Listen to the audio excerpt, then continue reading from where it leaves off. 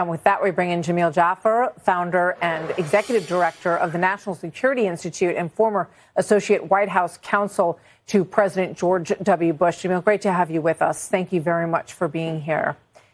Thanks, Martha. I'd like to get your reaction to Mahmoud Abbas canceling his meeting with President Biden. President Biden is leaving this evening for Israel, expected to sit down with the region's world leaders.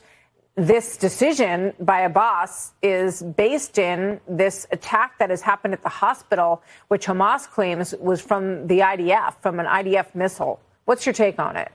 Well, I think it's obviously premature for Abu Mazen, Mahmoud Abbas, to be canceling meetings with the President of the United States, particularly given we don't know the facts. We don't know whether this was, in fact, a Hamas rocket that went off course, whether it was an IDF strike that was misaimed. Obviously, nobody's intending to strike a hospital and killing innocent civilians. That's not in accordance with the laws of war. It's not what Israel does. It may not be what Hamas wants to do, certainly for its own people, although I would note Hamas is actually telling Palestinians to stay in northern Gaza at the very time that we know Israel is about to make a ground incursion into Gaza. That does suggest some amount of, lack of respect for their own Palestinian civilians' lives on the part of Hamas, as they showed for Israeli lives, obviously, when they killed 1,400 civilians in a single day. So what do you think the president's goal is in going to the region right now?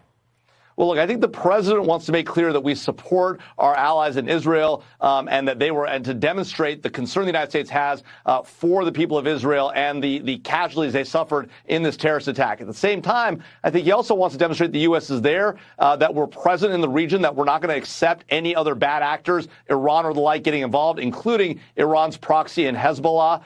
And to try and see if there's anything you can do about what is likely to be a serious humanitarian catastrophe, already is on the Israeli side and is likely to be on the Palestinian side when Israel comes across that border, in particular because Hamas has told their own people, stick around, stay here, we want to see you die, so we can then blame Israel. What do you think Iran's next move is, Jamil?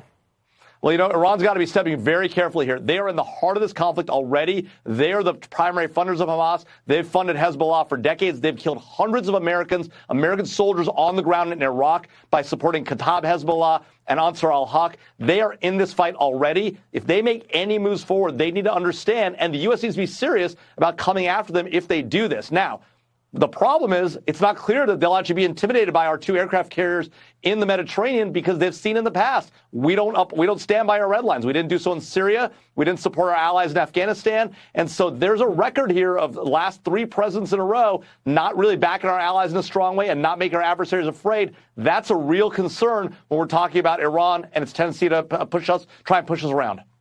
Jamil Jaffer, thank you very much. Great to have you with us today. Thank you very much.